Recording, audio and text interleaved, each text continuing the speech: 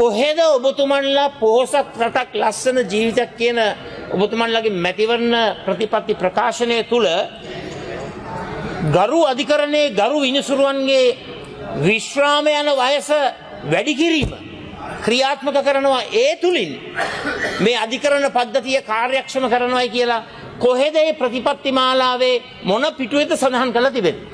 ගරු විපක්ෂ නායකතුමනි, අපේ ප්‍රතිපත්ති ප්‍රකාශ අපි පඩි වැඩි කරනවා කියලාත් නෑ, හැබැයි පඩි වැඩි කරා.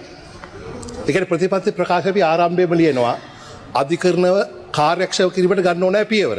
ඒතර ප්‍රතිපත්ති ප්‍රකාශයක එකින් එක ලියන්නේ නෑ ව්‍යවස්ථා සංශෝධන. එහෙම ලියන්න ගියොත් ප්‍රතිපත්ති ප්‍රකාශයේ ලයිබ්‍රරි 8ක විතර දාන්න හදන්න වෙනවා කොළ. එහෙම ලියන්නේ නෑ ප්‍රතිපත්ති. ඔබතුමන්ලගේ පිටු 5ද 10ද තිබුණේ. අපි තමයි 73ක් තිබුණේ. ඊළඟට ඔබතුමා කතා කරන්න ඉඳලා ගරු විපක්ෂ නායකතුමනි, මහේස්ත්‍රාත් උසාවිල නඩු වැඩි. ඒක නිසා විශ්‍රාම වයස වැඩි කරාම විතරක් මේ කාර්යක්ෂම වෙන්නේ කොහොමද කියලා. මහේස්ත්‍රාත්ගේ නඩු වැඩි. sorry. දිස්ත්‍රික්. හරි. දැන් එතකොට ඔය කියන්නේ ගරු විපක්ෂ නායකතුමා ඔබතුමාට මගේ කතාව විතර ටික ඇහුනේ නැහැ. මම පැහැදිලිව කිව්වා මේ හැමෝගෙම වැඩි කරන්නේ පරණක් දැනුම තියාගන්න. ඒතර මහේස්ත්‍රාත් උසාවියත් වැඩි වෙනවා.